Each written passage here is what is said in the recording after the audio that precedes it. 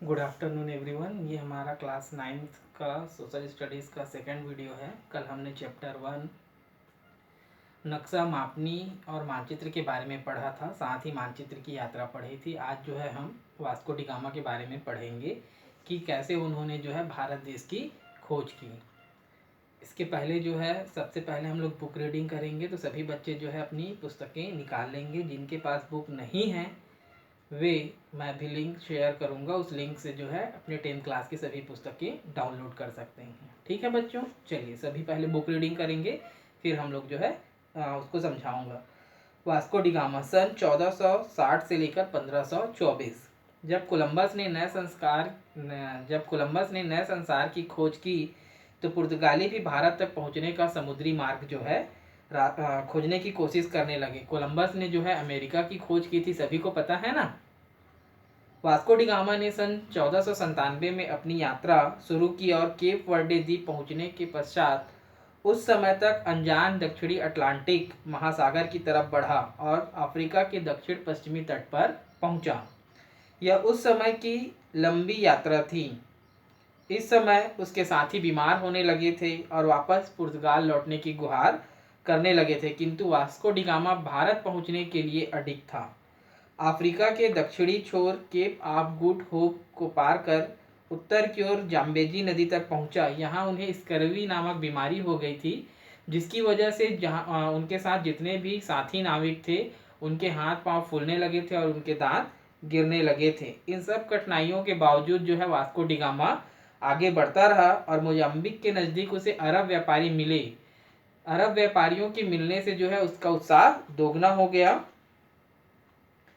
अंततः तमाम मुश्किलों से भरा लंबा सफ़र उसने मई सन 1498 में भारत के पश्चिमी तट पर स्थित कालीकट पहुंचकर पूरा किया।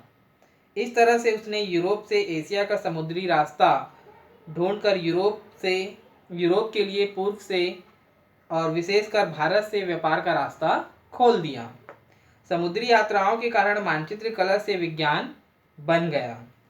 ठीक है बच्चों, कोलंबस ने जब अमेरिका, जिसे उसने नई दुनिया का भी नाम दिया था, तो कोलंबस ने जब अमेरिका की खोज की तो उस समय जो है पुर्तगालियों ने भी जो है यात्राएं करनी प्रारंभ की। इसी उद्देश्य को लेकर जो है 1497 में जो पुर्तगाली नावक था वास्को डी गामा, वो जो है भारत की खोज को लेकर निकला। यह उस समय की सबसे लंबी यात्रा थी। इस समय जो है उसके साथी बीमार होने लग गए थे और वे वापस जाने की भी इच्छा जाहिर करने लगे थे, परंतु जो है इन सभी मुसीबतों को नज़रअंदाज करते हुए वास्को डी गामा आगे बढ़ते गया। इसी समय जो है वह दक्षिण अफ्रीका के दक्षिणी छोर के केप ऑफ गुड होप को पार करके मोजाम्बिक के किनारे पहुंचा, मोजाम्बिक द्वीप के किनारे पहुंचा। तो उस समय जो है वहां पर उसको अरब व्यापारी मिले, जिनके मिलने से जो है वास्को डी गामा का उत्साह जो है और बढ़ गया। इसी समय जो है वास्को डी गामा और उनके साथी नाविकों को जो है स्कर्वी नामक बीमारी हो गई, जिसका परिणाम यह था कि उनके हाथ पांव फूल गए थे, सूजन आ गई थी और उनके दांत जो है गिरने लगे थे। इन तमाम मुश्किलों के बावजूद जो है वह आगे बढ़ता गया और अंततः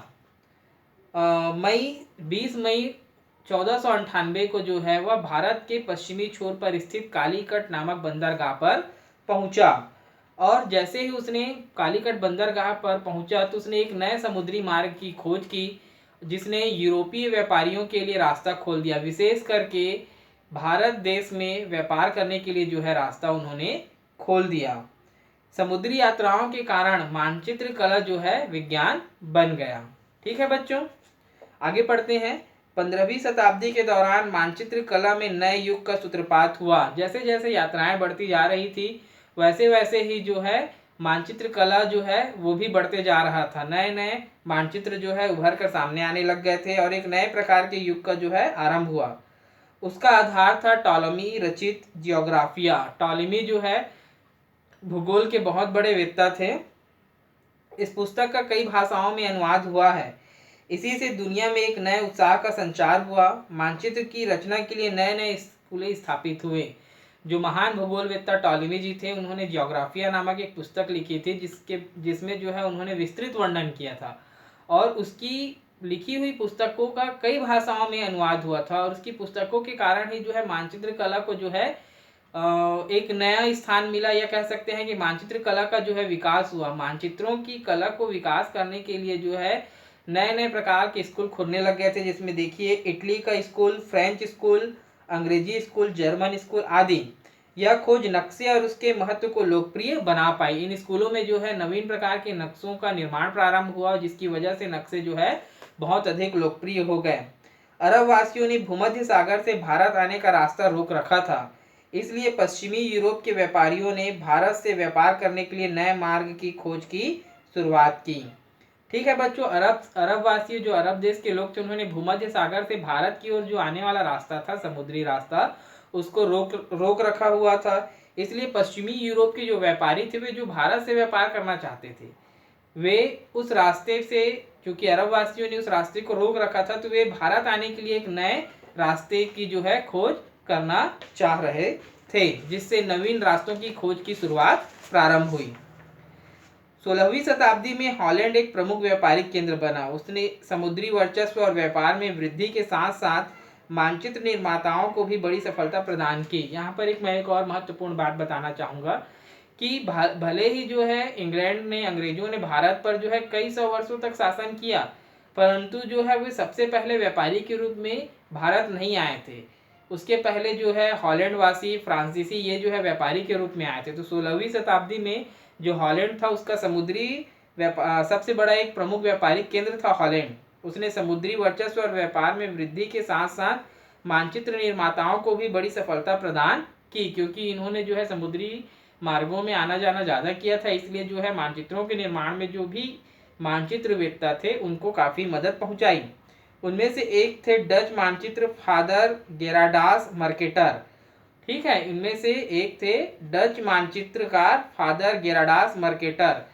ठीक है, मर्केटर महोदय के नाम से जो है मर्केटर प्रक्षेप बनाया जाता है। जब आप भूगोल बड़े स्तर पर पढ़ेंगे, जब प्रैक्टिकल करेंगे, तो मर्केटर प्रक्षेप बनता है, जिससे मानचित्र में बहुत अधिक सहायता मिलती है। एक जटिल प्रक्षेप होता है, परंतु मर्केटर महोदय के नाम पर जो है उस प्रक्षेप को रखा गया है। जिन्होंने पिछले कार्यों की जांच की और नक्शे पर अधिक काम किया, उसका कार्य मर्केटर प्रक्षेप के नाम से जाना जाता है। देखो दिया भी हुआ है, दुनिया के नक्शे का उपयोग हम इस प्रक्षेप के आधार पर कर रहे हैं। नाविकों ने आरंभ में नक्शे के निर्माण में कार्य में मार्ग प्रशस्त किया। जितने भी नाविक थे, जिन्होंने समुद्री यात्राएं की और अपने अनुभव जो है मानचित्रकार से किया, उन्होंने उन अनुभवों के आधार पर नक्शे का निर्माण किया। इस प्रकार जो है समय के साथ साथ नक्शा जो है अपग्रेड होता गया। ये देखिए, अगर आप लोगों के पास बुक होगी तो ये चित्र जो है आप लोग देखेंगे, जिसमें पुर्तगाली नाविक जो है वास्को डी गामा ने जो है अपनी यात्रा प्रारंभ की थी, और कहाँ से प्रारंभ करके जो है उन्होंने अपनी यात्रा कहाँ पर समाप्त की थी। ठीक है बच्चों, इसके बाद जो है हम अपना अगला वीडियो डालेंगे। इसमें किसी भी बच्चों को किसी भी प्रकार की परेशानी होती है तो मुझसे ज़रूर संपर्क करेंगे, अपने डाउट जरूर क्लियर करेंगे। ओके बच्चों, थैंक यू।